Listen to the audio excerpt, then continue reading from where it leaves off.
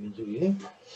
민수기는 단독으로가 아니라 오경 속에서 민수기죠. 오경 속에서의 민수기라는 걸 기억해야 되는데, 개론적인 부분 좀 보면 히브리어 오경의 모든 책들의 그 제목은 첫 단어로 가지고 옵니다. 우리 찬송가에 보면 우리 통일 찬송가가 되면서 예전의 제목들은 다 없어지고 그 첫 소절이 제목이 된 거죠. 그래서 우리가 그 첫 소절이 생각 안 나면 그 찬송가 못 찾아요. 그래서 뭐 애국가 다르면 동해물과 백두산이가 애국가 같으면 상관없는데 동해물과 백두산이가 가사 첫 소절인데 그걸로 제목이 돼 있으니까 그 첫 소절이 생각날 때가 있는가 하면 또 안 날 때가 있잖아요. 그렇죠. 못 찾는 거죠. 근데 이제 그런 방식으로 히브리어 성경에서는 원래 그 창세기, 출애굽기, 레위기, 민수기, 신명기 이런 게 대부분이 다 첫 단어가 책 제목이 된 거예요. 근데 여기 민수기 같은 경우 보면 민수기 1장 1절 바이에다르 그가 말씀하셨다라고 단어인데 그게 제목이 된 거예요. 근데 우리는 라틴어역의 제목들은 그 내용을 가지고 제목을 붙여놨는데 영어 성경이나 한글 성경은 그걸 따라간 거죠. 히브리 성경은 첫 번째 단어를 가지고 제목을 했는데 라틴어역부터 그 내용을 가지고 제목을 붙였어요.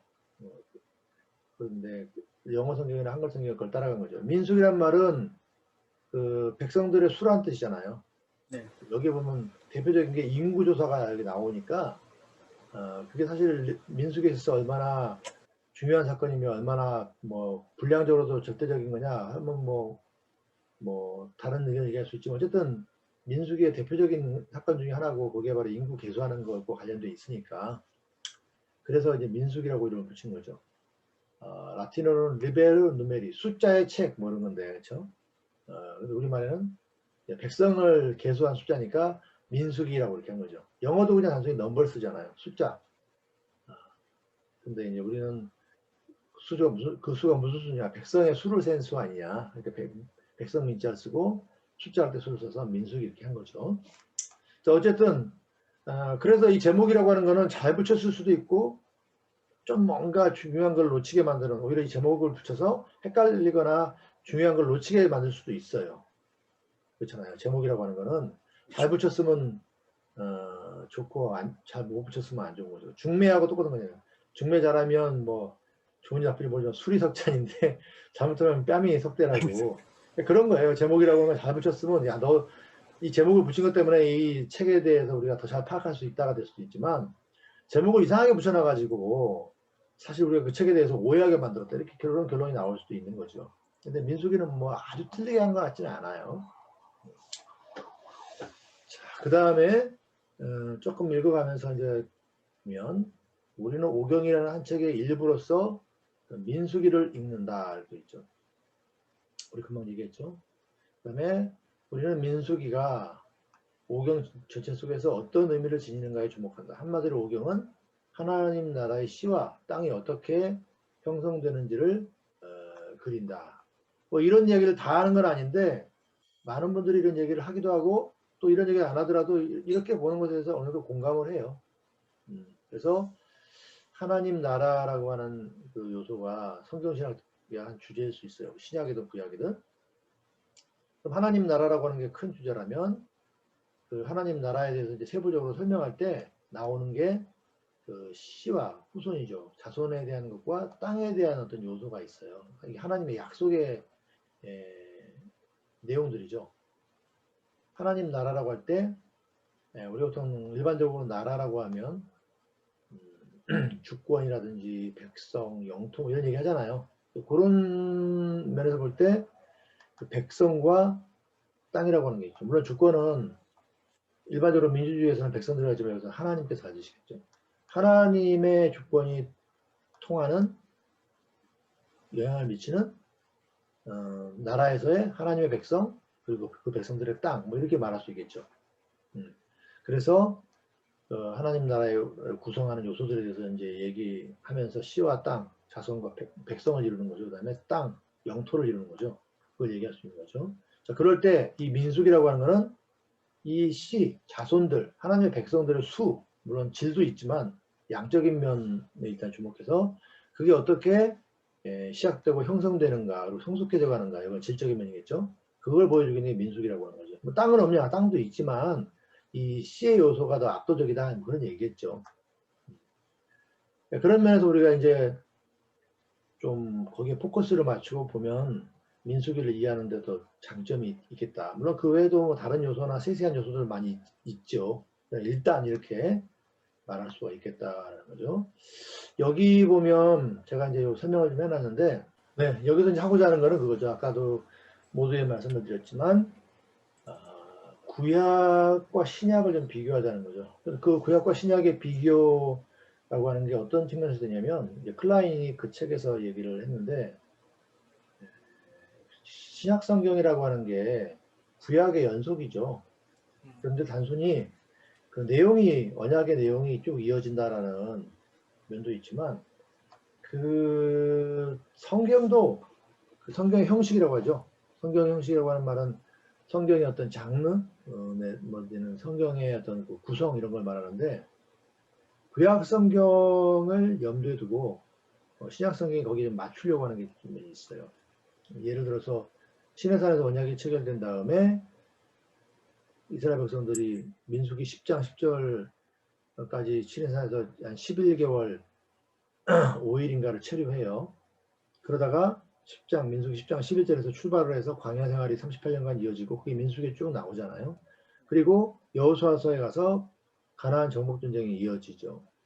자, 그런 구도가 구약에 있는데, 신약 성경의 저자들이 그런 구약 성경의 어떤 구도들을 알고 있고 신약 성경을 쓸 때 염두에 뒀다는 거예요. 내지는 개개인은 아닐지 몰라도 하나님께서 결과적으로 그렇게 되도록 역사하신 면이 있어요. 신약의 저자들도 어느 정도 그런 부분을 인식하고 있었겠죠. 그래서 거기에 좀 연관시켜서 얘기해보면 이렇게 되는 거죠. 사도행전 1장에 보면 12 제자들 가운데, 사도들 가운데 한 사람, 가룟 유다가 자살을 했기 때문에 벌이 났잖아요. 네. 사도행전 1장이 물론 예수님의 부활 승천하신 내용도 나오지만, 그 다음에 이어서 나오는 게 사도행전 1장 12절부터 26절까지 보면 그 가룟 유다를 대신한 마띠아를 선출하게 나옵니다. 마띠아를 왜 선출했느냐? 11명이면 부족한가? 그렇지는 않지만 12명을 기어이 맞추려고 하는 의도가 있었던 거예요. 그게 왜 그러냐? 구약의 이스라엘이 야곱의 아들 12명에 의한 12지파에 의해서 시작되잖아요. 그리고 출애굽할 때쯤엔 12지파가 이미 굉장히 많은 수로 하나의 이스라엘 전체 민족이 12지파로 딱 구성이 되잖아요. 그렇죠? 네. 그것처럼 하나님께서 주님께서 이 12사도 체제를 통해서 이 12사도들이 말씀을 전도도 하고 말씀을 가르치고 목회도 하죠. 이렇게 해서 교회의 초석이 되게 해서 교회가 이 12사도들의 가르침, 여기 아까 우리 묵상했던 사도행전 2장 42절에 보면 저희가 사도의 가르침을 받아 서로 교제하며 떡을 떼며 기도하기를 저는 힘쓰니라 라고 나오잖아요. 네. 이게 사도라고 하는 게 개개인 인물 개개인이 아니라 그들이 주님께 받은 그 직분을 실행하는 것, 그게 말씀을 가르치는 거고 말씀에 따라 목회하는 거잖아요. 거기에 근거해 있다는 거예요. 그래서 거기에 근거해서 12사도의 그 사역, 주님의 말씀을 신실하게 가르치는 사역에 근거해서 교회가 성장해 가는 거잖아요. 그런 면이 어떻게 보면 같다고 볼 수 있죠. 구약의 12지파에 의해서 이스라엘이 형성되는 것이. 그 다음에 출애굽한 다음에 시내산에서 11개월 5일 동안 머물면서 그들이 하나님과 언약을 체결하고 언약 백성의 삶에 대해서 기초교육을 받는 거죠. 그게 가나안 땅에 가는 여정이나 가나안 땅에 들어가서 그들이 하나님의 백성으로서 살아가는 어떤 언약 백성의 삶의 첫 단추, 시작이라고 할 수 있는 거죠. 그리고 거기서 기초가 다져지는 거죠. 완전 완성된 건 아니지만. 그리고 여기 마찬가지로 오순절날 다락방, 소위 말하는 마가의 다락방인가요? 다락방에 120문도가 모였죠. 1장 15절에 보면 모인 무리의 수가 한 120명이나 되더라. 사도를 포함해서. 그러면 그들로부터 베드로가 전도했을 때 2장에 보면 2장 41절에 보면 3,000명이 더하고 나중에 보면 또 5,000명이 더하죠. 뭐 이런 그 제자의 수가 더해져가는, 교회가 성장해가는 이런 모습들이 나오는데, 그게 사실은 교회가, 구약의 교회가 시내산에서부터 언약 체계 통해서 하나님의 백성이 되고, 그 이후로 약속을 언약 백성으로서 성장해가는 삶이 시작되고, 그거는 이제 광야에 좀 부정적으로 방랑하는 세월이었지만 그때도 긍정적인 어떤 언약 백성으로서의 성장과 성숙이 이루어지죠. 그리고 가나안 땅을 또 차지하게 되는 역사가 그 뒤에 이어지잖아요. 똑같은 거죠. 120문도가 성령을 받은 다음에, 사도들과 120문도가 성령을 받은 다음에 전파해서 교회가 성장하잖아요. 하나님 나라가 세워져 가는 거잖아요. 교회를 통해서, 교회가 곧 하나님 나라는 아니지만 교회를 통해서, 교회의 복음 사역을 통해서 하나님 나라가 좀 세워져 가는 거잖아요. 똑같은 구도가 있다는 거예요. 어떻게 똑같은 구도가 됐겠느냐? 후자가 전자를 염두에 뒀기 때문에 이렇게 된 거죠. 그 구도를 의식했기 때문에. 자신들의 정체성에 대해서나 자신들의 사역에 대해서나 또 이 모든 것에 대해서 구약을 염두에 뒀다는 거예요. 구약의 언약 내용과 그 언약 내용에 기록된 구약 성경을 염두에 뒀다는 거죠. 그런 면에서 우리가